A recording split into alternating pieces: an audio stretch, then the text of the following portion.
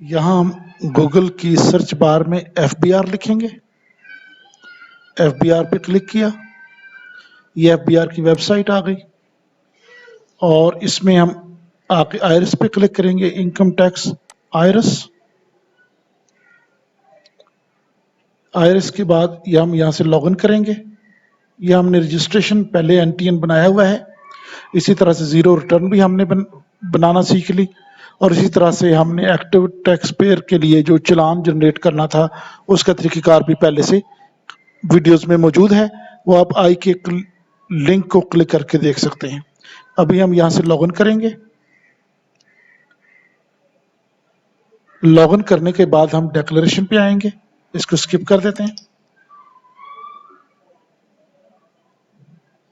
Declaration के बाद normal return. अब यहाँ देखें सिलेक्ट पीरियड, पीरियड सिलेक्ट किया। पीरियड के बाद यहाँ पे क्लिक किया, इसको हमने सिलेक्ट किया।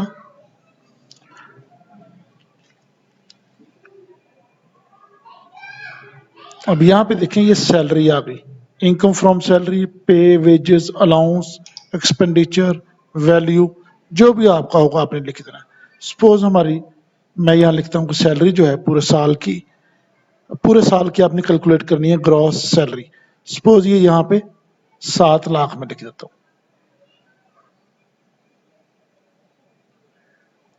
7 लाख लिख के कैलकुलेट करना है। आप इसको दोबारा से कैलकुलेट करें, यानी आप कैलकुलेट की टैब को 2 दफा क्लिक करेंगे। इसके बाद आपने यहाँ जाना, ये देखें यहाँ पे लिखा है टैक्स चार्जेबल पेमेंट, क्लिक करें। यहाँ देखिए लिखा हुआ कंप्यूटेशंस, आपने यहाँ क्लिक किया। अब यहाँ देखें जब आप कंप्यूटेशंस में आए तो यहाँ देखें ये आ रहा है कि आपका जो इनकम टैक्स कितना बन रहा है, 5,000 रुपया। आपने सपोज इसको क्लिक किया, इसको कॉपी करें आप और इसको आपने यहाँ से ये कॉपी करने के बाद आपने एडजस्टेबल टैक्स में आ जाना है।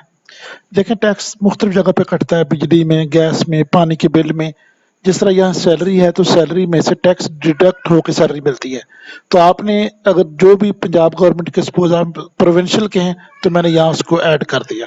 आपका जहाँ होगा आपने वहाँ उसको ऐड करके कैलकुलेट कर देना है।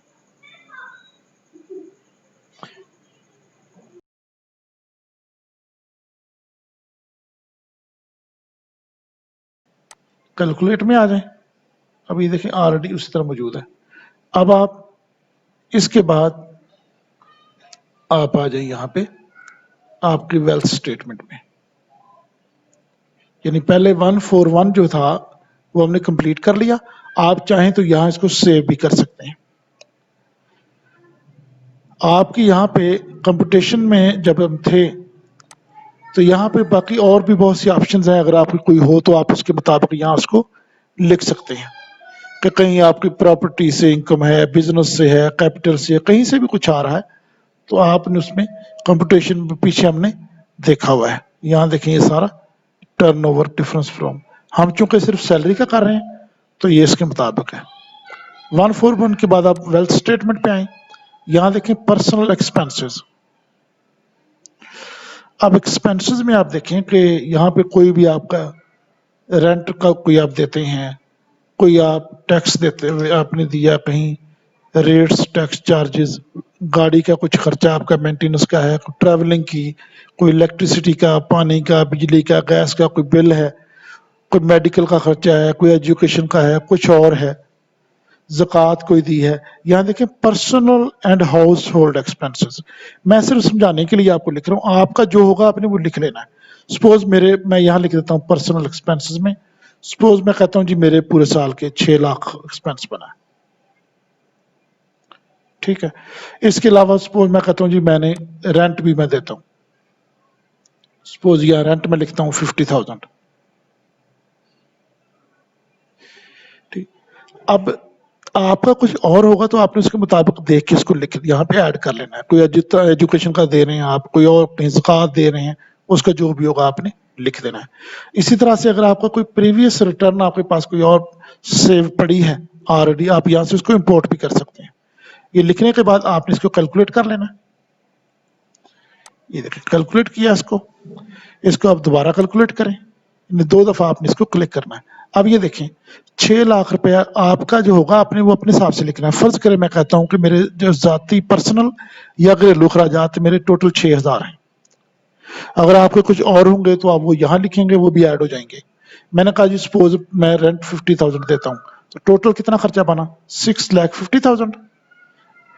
अब हम इसमें आते हैं पर्सनल के बाद आप आ जाएं, ये पर्सनल एक्सपेंसेस हो गए 6,50,000। अब मैं एसेट्स और लाइबिलिटी में चलता हूं।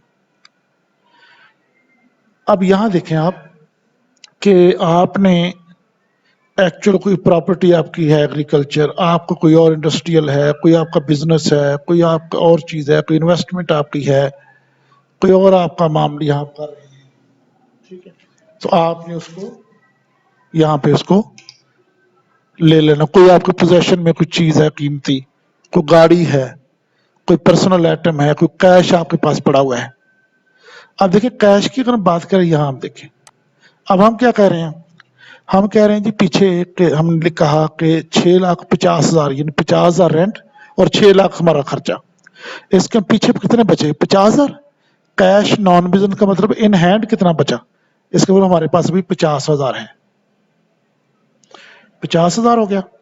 अब इसी तरह कोई और आपके नाम पे कोई चीज है एसेट्स अदर नेम किसी और नेम पे है, टोटल आपकी कोई आउटसाइड पाकिस्तान कोई चीज है, कोई आप जो भी आपका है टोटल आपने करना है।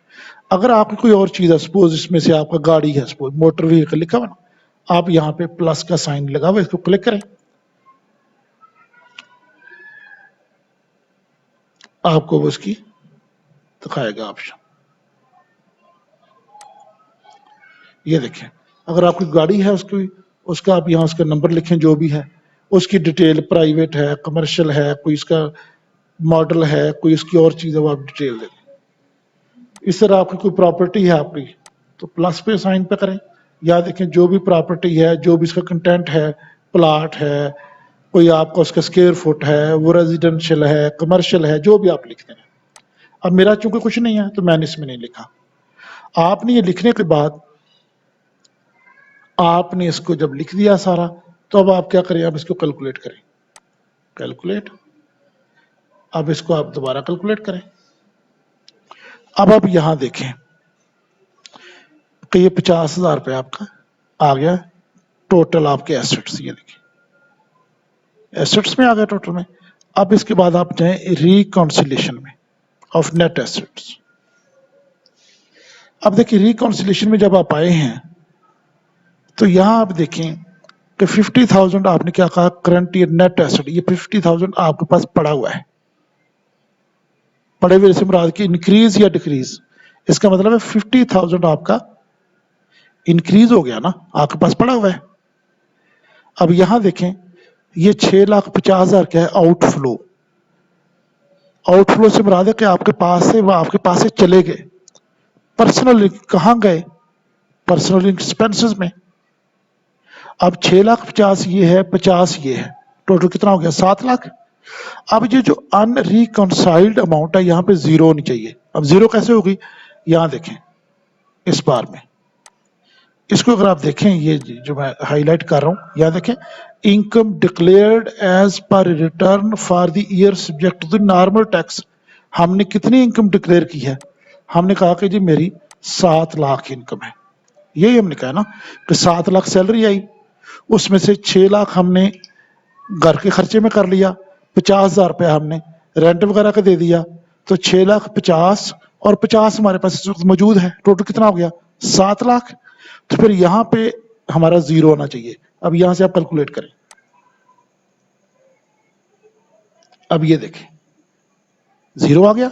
इसका मतलब तो आपने जो इन डिटेल में आपका होगा आपने उसके मुताबिक उसको कर लेना। कोई और आपका होगा, आपको कोई प्रॉपर्टी रिलेटेड चीज है आपकी, मैंने आपको बताया कि अगर आपका कुछ नहीं है, अगर आपकी कोई प्रॉपर्टी है, यह है कि आपका अगर कुछ एसेट्स है, यहां से आपने प्रॉपर्टी ये देखें जो आपकी हमने देख ली थी कर पहले, ठीक है ना, कोई डिडक्शन आपकी हुई है रिसीप्ट वगैरह, ये देखें यहाँ आ जाएं, इनकम में कोई डिडक्शन हुई है तो यहाँ ले आए आप, कोई बिजनेस है आपका तो यहाँ पे ये देखें इनकम कहाँ से हमने देख लिया था, मैन्युफैक्चर एंड ट्रेड जो भी है। तो इस तरह से आप अपनी सैलरी जो है उसकी हम रिटर्न आप जमा करा सकते हैं।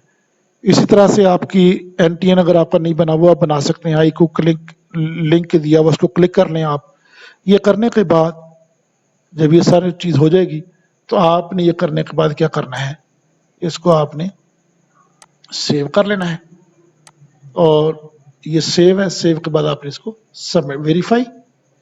जब आप ये सारा करने के बाद पहले आप वेरीफाई करेंगे।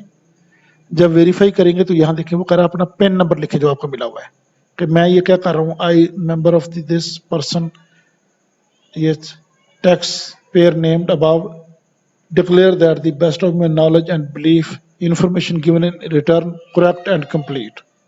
तो आप वेरीफाई करेंगे, फिर आप सबमिट कर देंगे। तो इस तरह से आपने सैलरी की रिटर्न सबमिट कर ली। अगर आपने एक्टिव टैक्स पेयर बनना है, उसका चालान क्रिएशन, वो आई क्लिक करके आप आई लिंक के बाकी वीडियोस भी देख सकते हैं। Thank you.